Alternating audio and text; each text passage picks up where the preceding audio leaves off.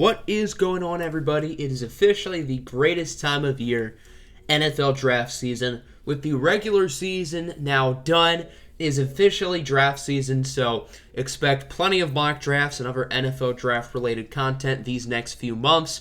I'm uploading this on two channels, the main Octagonal Gaming channel and a new second channel I have started called Gridiron Greatness. For those watching it on the second channel, hello, welcome. This is my first video on that second channel, so I guess that's cool. For those watching on the main channel, I will leave a link in the description to the second channel. The second channel will consist of a lot of in real life football stuff, a lot of real other NFL draft type videos along with the mock drafts. I've just decided to put the mock drafts on both channels because obviously if I'm going to start a second channel about football, I want to have my mock drafts there. But the mock drafts always do very well on the main channel as well, so I wanted to keep them there. So I'm uploading the same video on both channels essentially. Today's mock draft is 2 rounds. There are no trades. I do plan on having mock drafts that feature trades in the future, but for right now, we're just going to do no trades, and this is what I think will happen. I do plan on having a few what I would do mock drafts down the line, but I am still getting myself familiar with a lot of these players, so I don't think it would necessarily be a great time to do that yet. So this is just solely what I predict will happen in April, and obviously considering we're in January, a lot of things are going to change. A lot of people are going to go up boards, a lot of people are going to go down boards, so just keep that in mind. But without further ado, let's get this show underway. With the first pick, I believe the Jacksonville Jaguars will select quarterback Trevor Lawrence out of Clemson. I'm not going to spend a ton of time on this pick because I don't think it's going to change from now until April. Trevor Lawrence is going to be the pick. He's going to Jacksonville. I am doing this voiceover on Friday afternoon, and as of right now, Urban Meyer has interviewed for the Jaguars position, or they plan on interviewing him today. I know that's the guy they want. I know Ryan Day was listed as a candidate a couple days ago. So even if the Jaguars hire one of those two guys, obviously Day is the current coach at Ohio State, Urban Meyer was the previous coach at Ohio State, whoever they hire, the pick is going to be Trevor Lawrence. I don't care if Day, Meyer, or Joe Schmo on the street is hired. Trevor Lawrence is going to be the pick. He's going to Jacksonville, and that's where he will start his NFL career. So at pick 2, this is where the draft starts here with the New York Jets, and there are a few different ways they could go. The big question mark is, do they believe Sam Darnold is the guy still or not? And I wouldn't fault the Jets for trying to keep Sam Darnold. I certainly think he's salvageable, especially with a new head coach. We've seen what guys like Ryan Tannehill have transformed into once Adam Gase is no longer their coach. So I think Sam Darnold will certainly play better without Gase wherever he ends up. But I do still think Joe Douglas and the new coaching staff will still want their guy. So now the question is that going to be Zach Wilson or Justin Fields? And I've been back and forth on this for a while. I don't even know who my QB2 is at this moment. But for right now, I do have the Jets selecting Zach Wilson. Wilson was phenomenal this year at BYU. Now, granted, he did not play the same competition that Justin Fields has played in his career. But Zach Wilson was absolutely phenomenal this year. And, I mean, he makes all the throws. He has the talent of, in most years, a number 1 overall pick, but just with a guy like Trevor Lawrence, who's the greatest QB prospect since Andrew Luck, that's why Wilson doesn't go number 1. So I think the Jets will be happy to have Zach Wilson on their team. This also could be a trade back spot, although that is a little bit unlikely unless they're sure Darnold is the guy and they don't want to pick Penei Sewell here at 2. I think that's the only scenario they would trade back. Dolphins at 3. There have been a few rumors, or at least a few people suggesting that they should take a quarterback. For those who did not follow my draft content last year, just know that I was not a huge Tua guy. I've never been a huge Tua guy, but I think it's far too early for the Dolphins to give up on Tua Tagovailoa. He started, 8, 9, 10 games? And he looked good very early on. Now, the past couple of weeks, no, he has not looked great, but I don't think you can give up on him right now. So they do have a few options. If they choose to not go quarterback, they could obviously trade down. But if they keep this pick, they could look at a wide receiver. Jamar Chase, Devonta Smith, both good options. I think Jalen Waddle makes sense for this team, although it's probably a little bit too early to pick him. But, I mean, the Dolphins still need a lot of help on their offensive line. Their offensive line was not as bad as it was a year ago. They did draft Austin Jackson in the first round last year. But Penei Sewell is on the board. I don't think they should question it, and I think he should be the selection. Sewell has versatility to play guard as well as tackle, and I think that will certainly go to the Dolphins' benefit. I think Sewell is a little bit rough around the edges, but he's one of the best offensive lineman prospects we've seen in a long time. So I think this should be the easy pick for the Dolphins. At pick 4, the Atlanta Falcons, new head coach, new GM coming in. Obviously, at this point, we still don't know who they are. But I do think there's a good shot they pick Justin Fields, a Georgia native. Originally went to the University of Georgia before transferring to Ohio State after he lost their quarterback battle against Jake Fromm. I'm sure Georgia was certainly kicking themselves for letting Fields go. But, I mean, Matt Ryan is still a good quarterback. He is still I don't know if I'd call him a top 10 quarterback, but he is fairly close. And I think having Justin Fields, who is a little bit raw, have him sit behind Matt Ryan for a year or two and develop, I think that is a win-win for both Fields and the Falcons. We've seen a lot of teams be impatient and they rush their rookie quarterbacks in too early. The great thing about this situation is Matt Ryan is still a really good player, and I don't think the Falcons are going to be rushing to put Fields in if they do draft him. So that's why I think this makes a lot of sense, and I think a Justin Fields to the Atlanta Falcons pairing could be really good for both sides. Bengals at 5. I have the feeling Bengals fans aren't really going to like this pick, but let me explain myself. So obviously, if Penei Sewell is on the board, they're going to pick Penei Sewell. That's kind of a no-brainer. They could move up for him. I think the Bengals are a trade-up possibility at 3 with the Dolphins if Penei Sewell is still on the board, but obviously there are no trades, and I think it's very unlikely that the Dolphins pass on Penei Sewell if he's there unless they really want Jamar Chase or Devonta Smith. Chase and Smith are definitely good options for the Bengals. They could use another receiver. T. Higgins looks like he was a really good pick in the second round. You got Tyler Boyd in the slot.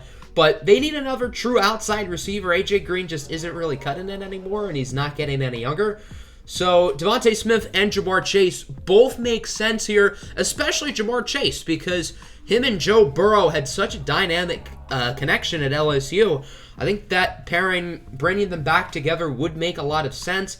But as you also look at their defense, they do need help there. And I understand the top priority is to protect Joe Burrow at all costs, give Burrow weapons at all costs. And the Bengals have plenty of other draft picks. They have a lot of money to spend in free agency to where they can get another good receiver and certainly get multiple starting caliber offensive linemen. But they do need some help at corner. William Jackson's contract is up. They have a few guys there like Darius Phillips, Trey Waynes. I mean, it's not great. They need a legit number one corner, and even if William Jackson's on the roster, I'm still a little bit hesitant to call him a number one corner. They do have Jesse Bates at safety, who's phenomenal. But I think this team needs a lockdown corner, and that's what Patrick Surtain II can be out of Alabama. He was ridiculously good in the Sugar Bowl against Notre Dame. I'm pretty sure he won the game's MVP. I could be wrong. But Patrick Surtain is the top projected corner off the board. Him and Caleb Farley are pretty interchangeable in my opinion, although Caleb Farley is a little bit more raw. He does have some medical issues. I do think Farley has a higher ceiling, but I think Patrick Surtain II is a little bit safer of a pick. And I think this would be a nice selection for the Bengals. Eagles at pick 6. I know the no-brainer selection here is to pick a wide receiver because the Eagles' wide receiving core sucks. But I don't think it is simple as that. I think if Patrick Surtain is on the board, they'll certainly consider him. The Eagles' linebacking core is atrocious. I think they have to take a look at Micah Parsons. Granted, the general manager, Howie Roseman, does not like to draft linebackers, nor does he like to draft well in general. So I do still think there's a good shot the Eagles go receiver. As you can tell, I do have them selecting Jamar Chase. Last year, as a true sophomore, Jamar Chase was the best receiver in the country.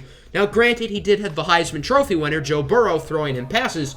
But, I mean, his numbers as a true sophomore were up there with Devonta Smith's numbers this year. I'm not saying that Jamar Chase had a better season last year than Devonta Smith did this year, but I'm just saying their numbers are fairly close. That LSU team also had Justin Jefferson, Clyde Edwards-Helaire, but Jamar Chase was Joe Burrow's best weapon. Chase did not play this year. He did opt out because of the virus, and I mean, I don't blame him for doing so. There's no point of hurting his stock. He's going to go in the top 10. But he was so good last year, and I do think he makes a lot of sense here for the Eagles. Lions at pick 7. For those who don't know, I am a big Detroit Lions fan, and this is a really weird pick because our defense needs a ton of help. Statistically, our defense this year was worse than the defense in 2008 when we went 0-16. And for a while, I actually had Micah Parsons lined up as this pick. However, I changed it last minute to Devonta Smith, the wide receiver out of Alabama. Our only receivers under contract next year are Quintez Cephas and Geronimo Allison. So we're going to need some new receivers. Now, I do think Kenny Golladay is back on the roster next year. I hope we franchise tag him. I don't want to give him a long-term contract just because I don't really feel comfortable with doing that. I think he's going to get probably around 4 years, $80 million if he's not franchise tagged, whether that's by us or somebody else. I just don't feel comfortable with paying Kenny Golladay that type of money. Marvin Jones, I imagine he's gone. He's north of the age of 30, and he is going to be fairly expensive. He's still a good player. Danny Amendola, his contract is up, although he is more of a slot guy. I could see him returning next year, although we don't have the Patriots regime leading the way. So long story short, we need another receiver, and I think Devonta Smith could certainly be a big addition. Unlike Kenny Golladay, Devonta Smith is a great separator, although Smith certainly does not have the body that Kenny Golladay is. I think they're both two very different receivers, and I think they could complement each other very well. I think Jalen Waddle here as well does make a lot of sense too. Something the Lions' offense lacks is speed. So I think adding a legit vertical threat like Jalen Waddle does make sense. Our best deep threat, Marvin Jones, is not going to be on the team most likely next year. So if we picked Waddle here over Devonta Smith, I would not be mad in the slightest. I think Waddle arguably could make the case that he's the better fit, but Devonta Smith was just so good this year. So that's who I have the Lions taking as of now. Pick 8, Carolina Panthers. I have them going with Trey Lance, quarterback, North Dakota State. Trey Lance could be an option to a team like Detroit. I mean, Matthew Stafford is 32 years old. He's not getting any younger, although I still think Matthew Stafford has plenty of very good football ahead of him. Teddy Bridgewater is not the long-term guy in Carolina. He's a good, serviceable, fringe starting-level quarterback, but he's not somebody you can build your team around. Trey Lance has a ton of potential. He has all the physical skills. Has drawn a lot of comparisons to Josh Allen coming out of Wyoming. I was a big Josh Allen guy out of college. He was my quarterback 1 in the 2018 draft class. And based on his play this year, I'll give myself a pat on the back. Although, a lot of that was the offensive coordinator, Brian Daboll, who, in my opinion, is the best coaching candidate out there. And I'm pretty disappointed the Lions aren't going to interview him. But that's besides the point. Trey Lance has all the upside. He has all the tools. He's still very raw. He's only played 1 year of college football, and that was against FCS opponents, and that was last season. He played 1 game this year. He wasn't all that good. I don't really care how he played in the 1 game this year. My attention is to how he played as a redshirt freshman last year, and he was insane. But again, albeit that was a year ago against poor competition, and he's still very raw. The Panthers have to be patient. They can't see Teddy have a couple bad games and be like, oop, we got to put in Trey Lance right now. No, I think you have to be patient. I think you have to wait it out, develop him, and in a couple years from now, make him your guy, and I think he has a chance to be really good. Now on to the next batch of picks. Starting at 9, I had the Denver Broncos selecting Caleb Farley, the cornerback out of Virginia Tech. Farley is certainly an interesting prospect. Came to Virginia Tech as a wide receiver, converted over to corner, so you know he has those ball skills, and he definitely has a lot of upside in my opinion. There are some medical question marks with him, but I do think his ceiling is a little bit higher than Patrick Surtain II. The Broncos could use some help in the secondary. Justin Simmons is great at safety, but his contract is up, although he is a safety, and I don't really want to mesh safety and corner together too much. Bryce Callahan's a solid player, but outside of that, I think Denver could use another guy. There are a few other players they could consider here. Micah Parsons definitely makes sense here. I think the Broncos are certainly going to be looking at quarterback in this offseason, although I do think it is a little bit too early for them to legitimately consider taking a guy like Mac Jones or Kyle Trask. So I think they will go defense here, and I think Caleb Farley is the pick. Dallas Cowboys at 10. I know their defense is absolutely atrocious. They're also in a very bad cap situation. There's a lot of good players, specifically in the secondary, who could be gone soon. Guys like Xavier Woods, Jordan Lewis, Chidobe Awuzie. I believe they are all free agents after this year. Correct me if I'm wrong. But the Dallas Cowboys need a ton of help in the secondary. But their offensive line has been banged up, specifically Tyrone Smith, who in his prime was one of the best left tackles, probably the best left tackle in the NFL. But he's been super banged up these past few years, and I think the Cowboys want to really consider a guy who could be his replacement. So I have them selecting Christian Darrisaw, the offensive tackle out of Virginia Tech. Back-to-back Virginia Tech Hokies in the top 10. Interesting. But Darrisaw had a really good year this season. He is probably one of the biggest draft risers throughout this college football regular season. And although the Cowboys are not picking defense here, I think it's too early to look at the next best defensive back with Surtain and Farley off the board.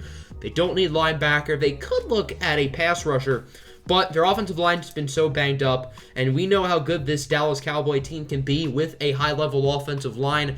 Now, granted, the roster is a lot different as it was 5 years ago, but Dak and Zeke are still here. We saw what Zeke could do with a high-level offensive line. I'm not sure if we're ever going to see rookie Zeke again, but if this Dallas offensive line can stay healthy, then their offense is going to be one of the best in the league. At pick 11, the Giants are going to pick Micah Parsons, the linebacker out of Penn State. They could look at a weapon on offense. I think Jalen Waddle here does make sense. They could look at offensive line as well. They did draft Andrew Thomas with their top pick last year, but they do need more help on the offensive line. And their defense this year was actually quite good. Defensive coordinator Patrick Graham, I know he got a head coaching interview with the Jets. He is going to remain as the Giants' defensive coordinator, and I think he's actually quite underrated. And I think Micah Parsons here does make sense. I don't think he's going to be a top 5 pick simply because of positional value. Micah Parsons is not an elite pass rusher. He's not a high-level edge guy. And he's kind of a jack-of-all-trades player, but he doesn't do anything one particularly well. He's pretty good in coverage. He's pretty good against the run. Very athletic, and he is versatile. He can do a lot of different things, but he doesn't have that one particular strong suit. He's kind of the Isaiah Simmons of last year's class. I'm not comparing them necessarily as players. Isaiah Simmons is a lot different than Micah Parsons, but both of them were tweeners in a way. Now, Micah Parsons doesn't have the positional versatility that a guy like Isaiah Simmons does, but both of them didn't have any particular strengths. They were just well-rounded, and we saw that Isaiah Simmons, although a lot of people, myself included, were super high on him, he didn't have all that good of a year with the Cardinals. Now, I'm not willing to give up on Isaiah Simmons. It's only been 1 year, and a lot of it could be the Cardinals just really not knowing how to use him, simply because he does so many different things. But I trust Patrick Graham here. I think he could develop Micah Parsons really nicely, and I think this would be a nice pick for a Giants team that does need help at linebacker. Pick 12, Rashawn Slater, offensive lineman out of Northwestern to the San Francisco 49ers. I list him as an offensive lineman because he's super versatile. He can play tackle, he can play guard, he can probably play center for that matter too. And the Niners do have some holes on their offensive line. Their best lineman, Trent Williams, who had a bounce-back season this year, is a free agent in the offseason. And I'm not sure how much they are willing to pay him. Trent Williams is not getting any younger, but I imagine he still will be commanding top dollar. So I do think they do want to look at the offensive line. They also have a lot of defensive backs who are free agents, but again, kind of like the Dallas Cowboys, there aren't any defensive backs who are probably worth being this pick. Maybe you consider a guy like J.C. Horn, possibly, but I think Rashawn Slater does make sense here. I think Slater could go later than people expect. I know in this mock draft he's going 12, but I do think he could fall a little bit towards the middle or the later part of a first round. I know a lot of people think he could be a top 10, top 5 pick, and I think physically I see why people think that. And I'm not saying I'm lower on Slater than this draft projection, but I don't know. I just have a gut feeling that he could go later than this. Here at pick 13, I had the LA Chargers selecting Samuel Cosmi, offensive tackle out of Texas. It's no secret that the Chargers have to protect Justin Herbert, who had a magnificent rookie season, but they have to continue to get him help, whether that's offensive linemen or more additional weapons, although the Chargers do have pretty good skill position players for the most part. But I don't think it's too early to select a guy like Cosmi. Obviously, this is a great offensive tackle class. Cosmi's already the 4th offensive tackle off the board, and there are a bunch of other guys who are probably going to go in round 1. Guys like Dylan Ray-Dunes, Liam Eichenberg, maybe Jalen Mayfield, maybe Alex Leatherwood. So there's a lot of guys at offensive tackle, and this class is very strong at that position for a second year in a row, because last year's offensive tackle class was very loaded. We had 4 go in the top 13, and 3 of them look like they can be superstars, and Andrew Thomas even played pretty well down the stretch. So we've seen, as of last year, what these rookie tackles have been able to do. So I'm curious to see how these guys stack up, and I think Samuel Cosmi is a really solid selection here at 13 for the Chargers. Vikings at 14, they're in an interesting spot. Quarterback, Kirk Cousins is fine. I don't think they're going to really go after a new one. Skill positions, they're great. Offensive line, they could look at here. I think it's a little bit too early to look at an interior offensive lineman. They could go offensive tackle here, possibly, although Brian O'Neill had a pretty good year. Ezra Cleveland, he has potential as well. And knowing Mike Zimmer, I imagine he'll want to go defense. Zimmer obviously loves drafting his corners, and corner is possible here. But I do think they need another edge rusher alongside Danielle Hunter. Their pass rush was not very good this year. Now, granted, Danielle Hunter didn't play a snap, and he will be back next year, but I do think it makes sense to pair him up with another talented edge rusher. So this is the first edge rusher off the board, and I believe it'll be Kwity Paye out of Michigan. There are a few guys who I think can contend to be the first edge rusher off the board, but in my opinion, as of right now, it'll be Paye. He only played a few games this year. He did look very impressive, and I think he is a far safer pick than Gregory Rousseau, albeit I think pretty much anybody here is a safer pick, regardless of position, than Greg Rousseau. Patriots at 15, I'm going to have them selecting Jalen Waddle, wide receiver out of Alabama. The Patriots' offense was not very good this year, plain and simple. Their skill position players are probably the worst in football. I know Cam Newton was not good this year, but the Patriots looked like they had very few NFL caliber receivers on their roster. Jacoby Myers is a fine player. Julian Edelman seems like he's regressing. N'Keal Harry starting to look more and more like a bust. So I think looking at receiver does make sense here, and Jalen Waddle is as explosive as they come. I think the Patriots need a guy who can be a spark in the offense, and I think that's exactly what Jalen Waddle can be. Get a guy who defenses have to plan their game plan around, and I think this pick is a slam dunk for New England. Here at 16, I have the Cardinals selecting Kyle Pitts, tight end out of Florida. I don't think there's a way that Kyle Pitts goes after this pick. I think there's a very good chance he goes before this. But I do think teams are going to take positional value into effect here. I know TJ Hawkinson was just a top 10 pick, and I know TJ Hawkinson's a very good player, but you very rarely see tight ends go in the top 10, and obviously the regime that drafted TJ Hawkinson isn't the smartest, even with TJ Hawkinson being really good. So I don't think Pitts will go in the top 10, although it is possible. A team like Carolina makes sense if Trey Lance is off the board. And then here, Chargers, if they let Hunter Henry walk. New England makes a ton of sense. We know what Bill Belichick can do to develop tight ends. But I think adding another dynamic weapon for Kyler Murray, they do kind of have a hole at tight end. I know Dan Arnold had a few good moments this year, but Kyle Pitts is a freak. And he's a once-in-a-generation type athlete at the tight end position. And I think he can be a true mismatch, kind of like a Darren Waller has been for the Raiders. If you can get Darren Waller here with Kyle Pitts, then this is absolutely worth the 16th pick for Arizona. Speaking of the Las Vegas Raiders, they are up here at 17, and I think this pick is going to be a surprise to most. Not necessarily the position, because my God, they need some pass rush, but I have them selecting Aziz Ogilari, the edge rusher out of Georgia. One of my favorite players personally in this draft class. I'm a big fan of Ogilari's upside, and I think he's really going to rise up boards. I don't think he's getting a ton of first-round hype right now. I know there are plenty of people putting him in the first round, but there are also plenty of people who, in my opinion, are overlooking him. Ogilari definitely put his name on the map with a big bowl game against Cincinnati. Now, granted, I believe that was Cincinnati's backup left tackle, but Ogilari has a ton of potential. And he's still a work in progress, only a redshirt sophomore. He's not going to produce ridiculous results immediately, but he has great bend. He has great moves off the edge. Very athletic. He's going to tear up the combine, and I really like this pick for the Raiders. Here at pick 18, the Miami Dolphins are on the clock, and it's no secret that they need offense. Their defense is really good. They have a phenomenal defensive coach in Brian Flores, but they need weapons, and they need to protect Tua. They helped get protection for Tua Tagovailoa by selecting Penei Sewell here at pick 3. So now you would think it might be time to start looking at weapons.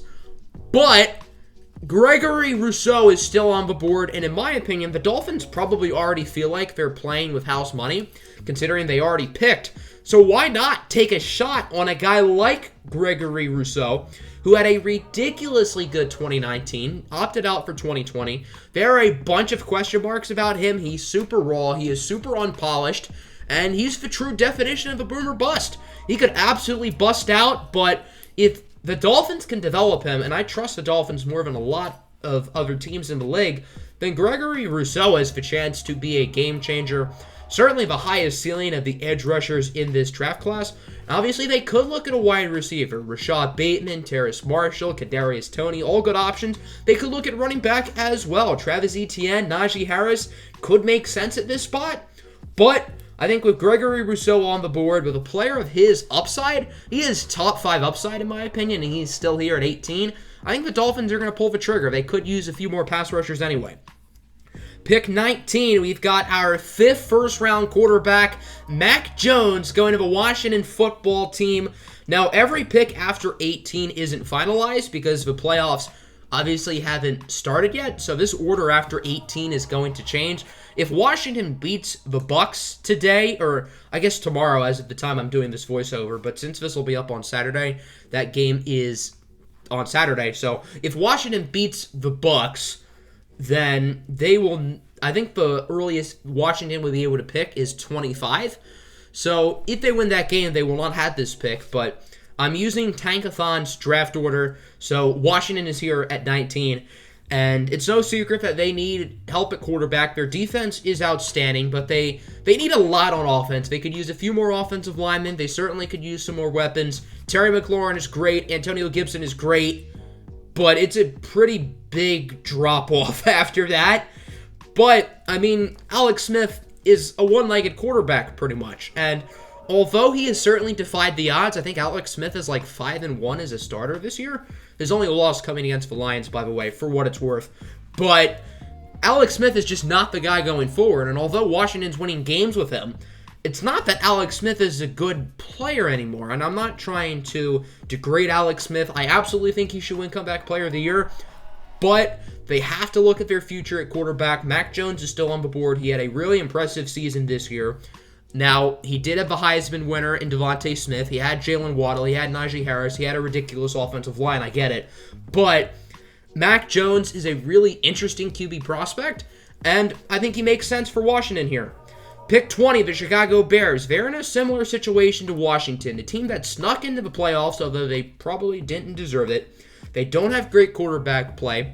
They have a great running back, a great receiver. The rest of their offense isn't great, but their defense is. So this has to be offense here for Chicago.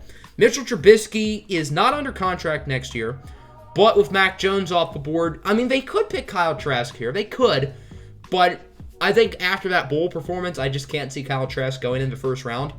Wide receiver is going to be a very big need. Unlike Washington, who has Terry McLaurin under contract for 2 more years, Allen Robinson is a free agent in the offseason, and there's a very good chance he does not return to the Chicago Bears. So they could absolutely look at receiver here. Rashad Bateman, Terrace Marshall, guys like that make a ton of sense.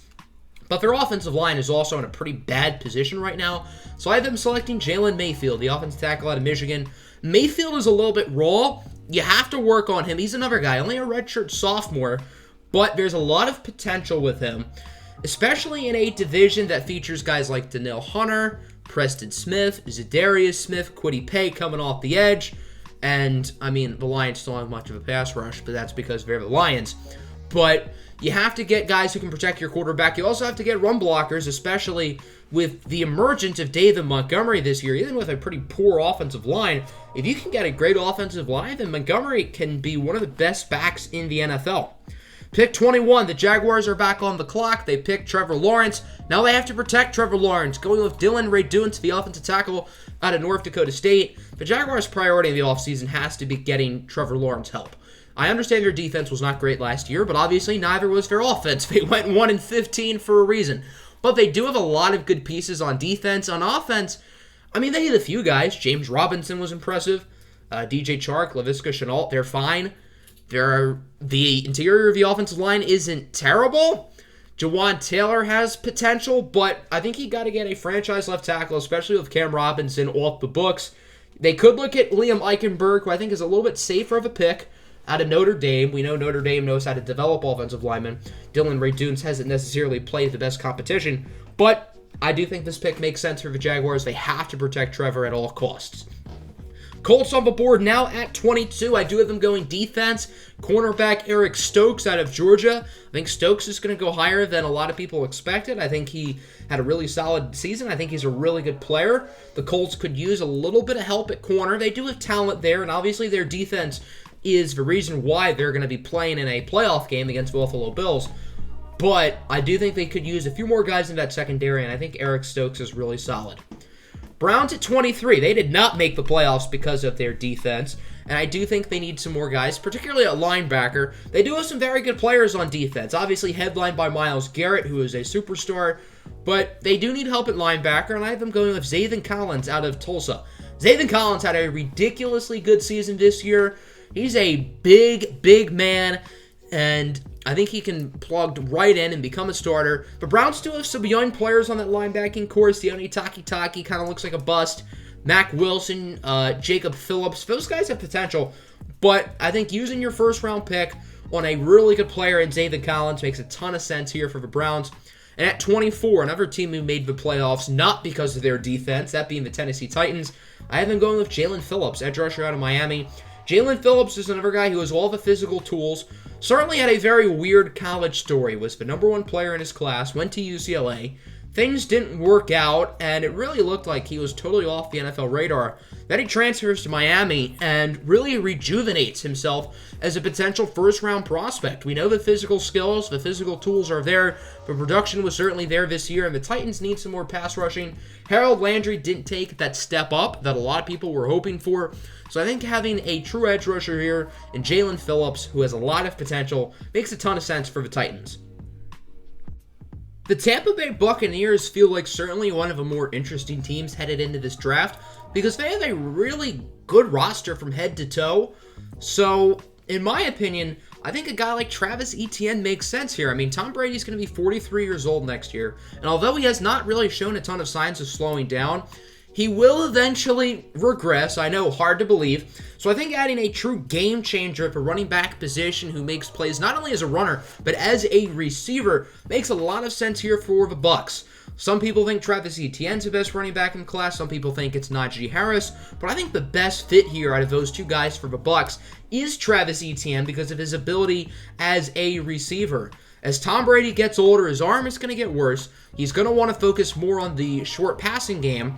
And with guys like Mike Evans and Chris Godwin, who, especially Godwin, are primarily deep guys, I think having a short passing game guy like Travis Etienne as a running back can make sense. I know there are players like Gronk on the team who can also be used as short passing specialists, but Gronk and nobody else on the roster who are short passing game specialists had the ability after the catch with the football that Travis Etienne does. So I think this pick makes a ton of sense here for the Bucs. It's a win now move because the Bucs are in win now mode.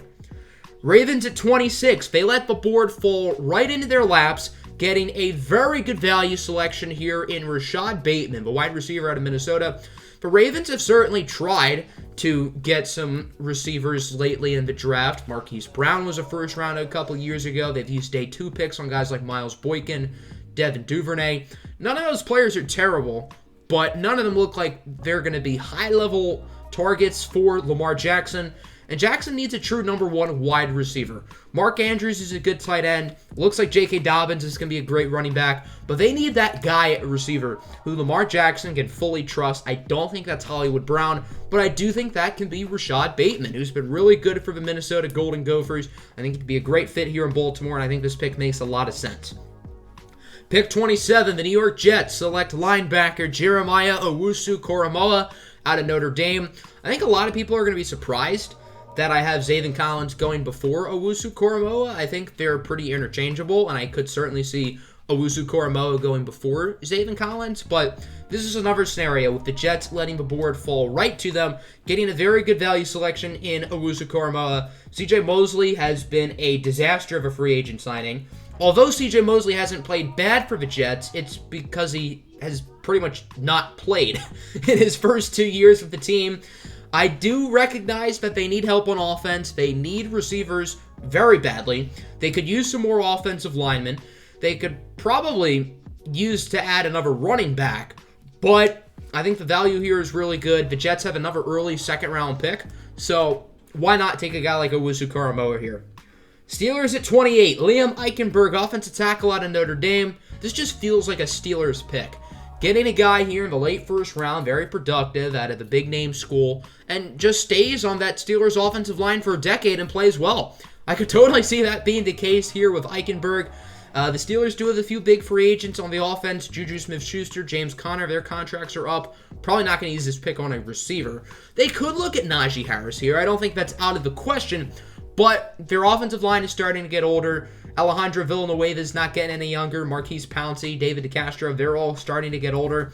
So I think looking at offensive line here is going to be a priority. The Steelers are also going to have to look at quarterback. Big Ben has taken a step down throughout the season. At the beginning of the year, he was really good, but the past few weeks, he's been shaky, to say the least. They could look at Kyle Trask here, possibly, but if I'm the Steelers, I would probably be on the phone with the Jets for Sam Darnold before Kyle Trask. Pick 29, another very good value pick here. J.C. Horn out of South Carolina to the Saints. Another big draft riser. He certainly improved his stock this year. Has all the physical upside, and a lot of people believe he's going to go before this pick. So the Saints are going to have him fall right into their laps.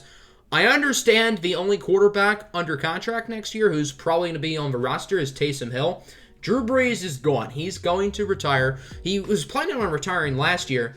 Decided not to. After these rib injuries, I think that's the writing on the wall that this playoff run is going to be it for Drew Brees. So they may have to look at quarterback. They do have Jameis Winston, who is a free agent, but I think Winston is a top 32 quarterback in the NFL, and we know that the Saints are certainly willing to start Taysom Hill. So I don't think quarterback is going to be as much of a priority as people think, because they have two guys who can start on the roster, or at least two guys they think they can start. So they do need help at corner. Marshall Lattimore isn't under contract for too much longer, and the Saints are in cap hell, so they may have to let him go after, I think, next year. So I think adding J.C. Horn does make sense. They do need some more corner help alongside Lattimore anyway.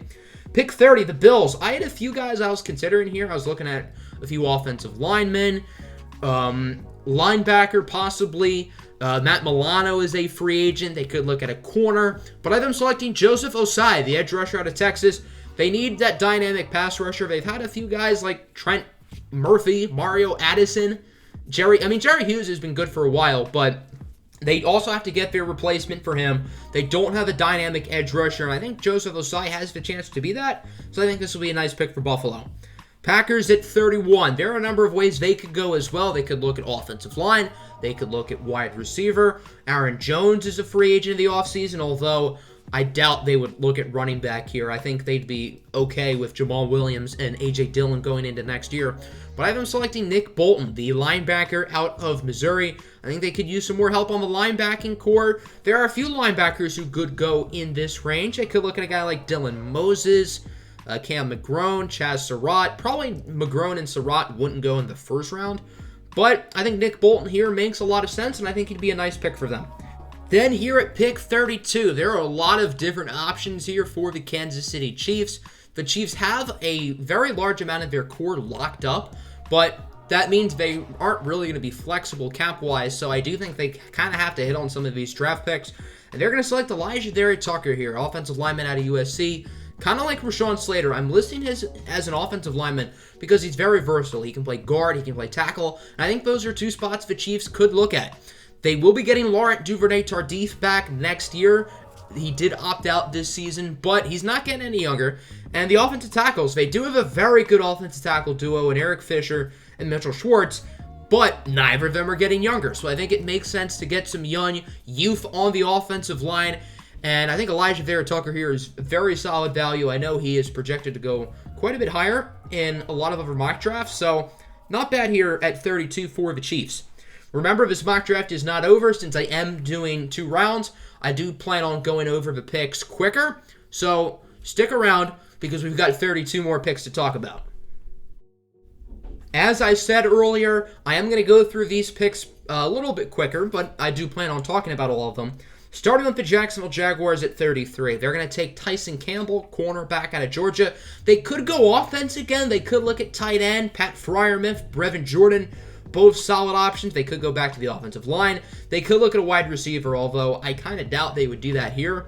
But I do think they can't necessarily neglect the defense. The defense has some good pieces, but as a unit was not great this year.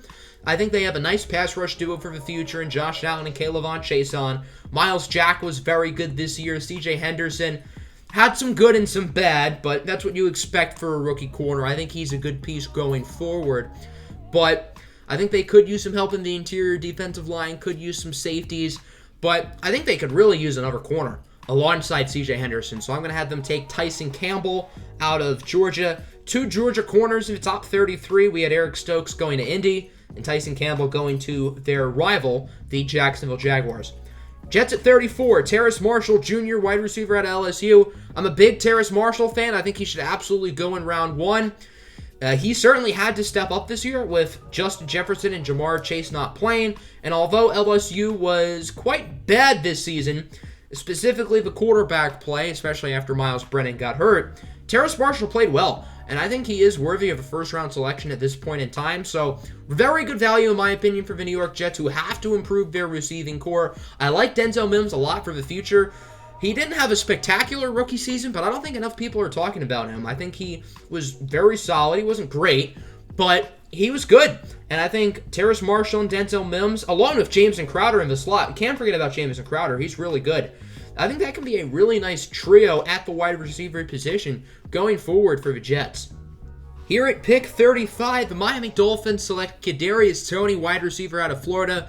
They kind of have their choice here. They could look at Najee Harris. They could look at a wide receiver. And I do have them selecting Kadarius Toney. They certainly could have looked at offense at 18 since they picked Rousseau. I imagine they're going to want to use both of their second-round picks on offense because keep in mind, as you can tell, they also had the Texans' second-round pick. Kadarius Toney is a playmaker. There's no other way to put it. This guy, wherever you put him on the field, he will make plays for you. I think he's more than just a gadget player. I think he can be used as a gadget guy, but I also think he's a really good receiver, and I think this is a phenomenal selection for the Dolphins. Pick 36, the first safety off the board, Trayvon Moehrig out of TCU to the Atlanta Falcons. This is a pretty weak safety class. I don't think any safeties go in round 1. After picking Justin Fields at 4, I think Atlanta has to go defense because unlike some of these other teams who have picked quarterbacks, unlike Jacksonville and the Jets, Atlanta has a lot of talent on offense. I did briefly consider Najee Harris because they do kind of need a running back, but I don't think it makes sense to totally neglect defense here. Wide receiver, they're good. Tight end, Hayden Hurst was pretty solid. And their offensive line is not terrible. So they could look at another offensive lineman or two, but they have some good young pieces there. So I think they have to go defense here, and I do have them selecting Moehrig. Pick 37, Alex Leatherwood, offensive tackle out of Alabama to the Cincinnati Bengals. With picking Patrick Surtain the second at 5, the Bengals have to go offense with pretty much all of their meaningful picks going forward. They have to get more offensive linemen. I think they should look to add another wide receiver. And Alex Leatherwood, he could have entered last year's draft. Entering this pre-draft phase, he was a projected top 15 pick. He decided to stay in school. Doesn't look like he'll go in the top 15. He'll probably go here late first round, early second round, but he was really good this season, so I think it was more so the media overhyping him entering last year's draft because there was like a legitimate debate. Who's going to be the first Alabama tackle off the board? Alex Leatherwood or Jedrick Wills before Leatherwood decided to stay in school. So, really good pick in my opinion here for the Bengals. Pick 38, the Eagles select Darian Kendrick, cornerback out of Clemson. Another corner who started his career at wide receiver, converted over to corner. I think Caleb Farley is certainly a better prospect than him, but I think there is some upside with Darian Kendrick. He did have a few bad plays in the playoff game against Ohio State. I don't really think his stock went up against the Buckeyes, but I do think he could be a solid second-round pick here to the Eagles, who, as much as they need help at wide receiver, they also need a lot of help at corner. Darius Slay is really solid, but, he's 31 years old now. I think he recently turned 30. And the rest of the cornerback room is not particularly good, so they could use another.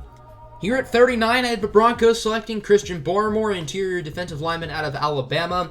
I have these players listed as interior defensive linemen instead of defensive tackle because interior defensive line can mean a number of different things based on the scheme. So that's why I'm listing them as IDL rather than defensive tackle. I'm very curious to see who the first interior defensive lineman off the board is going to be this year. Could it be Christian Barrimore? Davion Nixon was really good out of Iowa. Marvin Wilson, possibly. Jay Tufele is probably the favorite right now. But my gut, as of right now, is telling me Christian Barrimore. And all four of those guys I just named are probably going to go in this range. But I think Barrimore is a really interesting case. He played well in the playoff game against Notre Dame. I think his stock certainly went up. And he's a guy I'm definitely going to pay attention to on Monday in the national championship against the Buckeyes. Obviously, I'm curious to see what all the top prospects on both of those teams do. But Barrimore is certainly one of the most interesting players in that game, in my opinion. I'm really curious to see how he plays against that very good interior offensive line that the Buckeyes have. At the pick 40, Asante Samuel Jr., cornerback out of Florida State, going to the Panthers. Obviously, the son of Asante Samuel, who was once a very good corner in the NFL with the Patriots, Falcons, and Eagles. I'm pretty sure those are the three teams that Asante Samuel Sr. played for. But Asante Samuel Jr. here is really good. I definitely think he could be a first-round pick. He is falling here into the second round, and I think this is very good value for the Carolina Panthers. They do have Dante Jackson, who's very good. He is on the last year of his deal for what it's worth next season. So, even so, they do need to add another guy, in my opinion, and I think Asante Samuel Jr. is really solid. Next up, we have my Detroit Lions. After drafting Devonta Smith in the first round, I think we have to go defense with this pick. I think our most glaring needs on the defensive side of the ball are interior defensive line and linebacker. So I have us selecting Jay Tufele out of USC. The interior of our line is just not good. We have two pretty solid edge rushers in Romeo Okwara, who is a free agent. Hopefully we pay him. And Trey Flowers. But the interior is not great. There are a few okay players in there. Nick Williams, Danny Shelton. They're not great. John Pennicini looked good for a 6th-round pick, but I think we need to address interior defensive line, whether that's fairly early in the draft or in free agency. Certainly not with our first-round pick, but that's just because there aren't any worthy of going in the top 7. Tufele is a really solid player. I think he could step right in and make an immediate impact, considering the guys we already have on the interior defensive line. So I'd be pretty happy with this pick. At 42, the Giants select Creed Humphrey, the center out of Oklahoma. Kind of like Alex Leatherwood. He was a projected top 15 pick last year, returned to school. And although I think there's a shot he goes in the first round, I think the media overhyped his stock a little bit. But as well, he had a really solid season this year. And I think this is good value here at 42 for the Giants, who have been trying to build up that offensive line, but they still need a few more guys. Kyle Trask going to the Niners here at 43.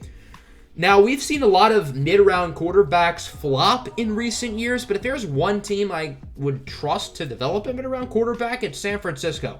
Kyle Shanahan is a quarterback guru. No, they are not getting Deshaun Watson. Deshaun Watson will be a Houston Texan as of week 1 next year, and if he's not, I would be flabbergasted. Jimmy Garoppolo appears that he's not the guy. Nick Mullins and CJ Beathard certainly aren't. Kyle Trask put up ridiculous numbers this year. He was a little bit exposed in the bowl game, and those numbers could be the product of having Kyle Pitts, Kadarius Toney, and Trayvon Grimes.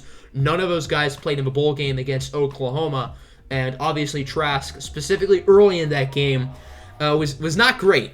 But I would trust Kyle Shanahan to develop him, and I think this is an interesting pick. Dallas at 44. They have to go defense. They could look at secondary, but Davion Nixon had a phenomenal season this year for the Iowa Hawkeyes. They do need players in the middle of that defensive line, and I really wouldn't be surprised if Nixon not only is the first interior defensive lineman off the board, but he could very well be a first-round pick. Jacksonville at 45, Pat Freiermuth, tight end out of Penn State. I know a lot of people are mocking Freiermuth to the Jaguars' first pick in the second round, and I do think he makes sense there, but I don't have any of the other teams ahead picking tight ends, so he falls here, and the Jaguars will gladly take him. At the beginning of the year, there was certainly a debate who would be tight end one. Would it be Kyle Pitts? Would it be Freiermuth? Could it be Brevin Jordan? Certainly seems like Pitts has pulled away a little bit in that race, but I think Pat Freiermuth could be a very solid selection here in the middle of the second round. Marvin Wilson, interior defensive lineman out of Florida State, going to the New England Patriots. We know infamously Bill Belichick is not a great drafter, particularly in recent years. Marvin Wilson's had a little underwhelming of a season, but he has all the physical skills, and I feel like his name has gotten trashed a little bit. He was a probably projected top 15 pick at the beginning of the year. Now a lot of people really have him going down like into the third round. He wasn't that bad this year. I mean, did he live up to expectations? No. But, I mean, he wasn't bad. So, I think this will be a nice pick for New England. Chargers at 47. Chris Olave, wide receiver, Ohio State. I do think he could go higher than this. But with a deep receiver class, he does fall a little bit. And I think the receiver need for the Chargers is more than people talk about. Mike Williams and Keenan Allen are a really good duo. But Mike Williams' contract is up soon. I'm not sure how much the Chargers are willing to pay him. And Keenan Allen is not getting any younger. We know he has the injury history. He has stayed very healthy these past 3 or 4 seasons, but it's not like we can forget that he has had injury problems in the past. And outside of those two, the Chargers don't really have a lot of great receivers after that. So I think adding another guy like Chris Olave does make a lot of sense. He's been really good this year for the Buckeyes. Had a few big plays against Clemson, and I'm very excited to see what he does on Monday against the Crimson Tide. Wyatt Davis at 48 to the Raiders. The Raiders have had one of the better offensive lines in the league for the past few seasons, but some of those guys are starting to get older. Richie Incognito is what feels like about 50 right now. I know that's an exaggeration, but this is really good value. Wyatt Davis should not be on the board here at 48, but it seems like the interior defensive linemen are going, or the interior offensive linemen are going later than expected, and the Raiders are going to gladly pick them. Now here at 49, I had the Cardinals selecting Israel Mukwamu, cornerback out of South Carolina. 2 South Carolina corners going in the top 50. The Cardinals need some help at corner. Patrick Peterson is not the same player he once was. Byron Murphy looks very good, but they need someone who can play across from Murphy. And I think Israel Mukwamu is a really solid prospect. I think this is a little bit higher than people are expecting, but I think this is solid value. Pick 50, we have to call the police because we have a highway robbery. Najee Harris for running back out of Alabama. The gap between Travis Etienne and Najee Harris is not 25 picks. Don't get it twisted. But it was hard to find teams who would pick a running back, specifically at the top of the second round, because the teams who are bad have bigger needs than running back. A team like the Steelers at the end of the first round makes sense, but I think they have bigger needs. And then at the top of the second round, a team like Atlanta, I don't think they're going to use their first, second round pick on a running back when they had tied for the 4th worst record in the league. So that's why Najee Harris falls here. I think Dolphin fans would be happy with Najee Harris or Kadarius Toney at pick 18, and they get them in the second round. So the Dolphins have had a grand slam in this draft with Penei Sewell, Gregory Rousseau, Kadarius Toney, and Najee Harris. Shout out to the Dolphins. If this happens in real life, I imagine there's going to be a party in South Beach. Amon-Ra St. Brown, wide receiver out of USC, to the Washington football team. They need receivers badly. I think that's fairly apparent. St. Brown can play on the inside and the outside, so there is versatility there. Get Mac Jones another target, and I think this is a pretty solid start to the draft for Washington. Another receiver, Rondale Moore here at 52 to the Chicago Bears. I know Rondale Moore is not the same type of player that Allen Robinson is, but Rondale Moore, kind of like the Kadarius Toney pick for the Dolphins, this is the type of guy who defenses have to game plan against, and I think that's why this pick here for the Chicago Bears makes a lot of sense. Rams at 53, I originally had a tackle here, but I changed it to Dylan Moses. I made a few changes late. I actually originally had Moses go into like Carolina at 40. I made a lot of last-second changes, let's just put it that way. But this is really solid value. I know Moses had a very underwhelming season this year at Alabama. The Rams could use some more help in that front seven, and I think this is a pretty good pick. Patrick Jones II, edge rusher out of Pittsburgh to the Colts. I'm a big Patrick Jones II fan. I think he's a really underrated prospect. The Colts have had a pretty good pass rush this year, led by DeForest Buckner in the middle. Justin Houston has really revitalized his career at the Colts, but I think they need some more guys there, get younger, and I think this is the range where we're going to start to see that next tier of edge rushers start to go off the board. Paulson Adebo, cornerback out of Stanford to the Browns. Adebo is another player who almost entered last year's class, but decided to stay in school. And I think this is a pretty good pick for the Browns. Denzel Ward is a free agent soon. I imagine the Browns will pay him, but they do need more at corner. Greedy Williams hasn't really developed yet, although I do still really like his upside. And then at 56, Nico Collins, wide receiver out of Michigan to the Titans. Corey Davis is a free agent, and I'm not sure if they're going to bring him back. So I have them replacing Davis with another big-bodied, physical receiver in Nico Collins. I think him and A.J. Brown could be a pretty nice 1-2 punch going forward. I think if there's one hole the Bucs kind of have, it is edge rusher. It's not that they have a bad pass rush. They have a great pass rush. Jason Pierre-Paul has been very good. Shaq Barrett is still really solid. But I do think they could use to get younger there. So they're going to select Hamli Clutterushed Jr. out of Oregon State. They could look at edge rusher in the first round. If they did, the pick would probably have been Joseph Osai. But I think Travis Etienne and Hamli Clutterushed Jr. with their first two picks, that's not too bad. Ravens at 58 select Jason Oweh, edge rusher out of Penn State. Oweh recorded 0 sacks this year for the Nittany Lions, and it's not like he opted out, but he has the physical tools to be a star. Matt Judon and Yannick Ngakoue are both off the books this offseason. The Ravens have a lot of money tied up. Ronnie Stanley was just paid. Marlon Humphrey was just paid. Lamar Jackson's probably going to get a pretty big contract in the near future, so they don't have a ton of money to spend. There's no way they bring both of those players back, and I think there's a good shot that both of them end up leaving. I think regardless, they could use to get younger. Jason Oweh has a super high ceiling. He has the physical tools to be great, but you just have to develop him. 59 for Seattle. There are a few different guys they could look at on the interior of the offensive line here. Josh Myers out of Ohio State. He's a good center. Trey Smith, the versatile guard out of Tennessee. But I am selecting Landon Dickerson out of Alabama. The Seahawks have really never tried to field Russell Wilson with a good offensive line. Now, Russell Wilson hasn't really needed a good offensive line to be one of the best quarterbacks in the league. But as he gets older, his body has taken more hits, and it's more likely that he's became injury prone. I'm not saying he is injury prone, but he's not getting any younger. He's like 31, 32 now?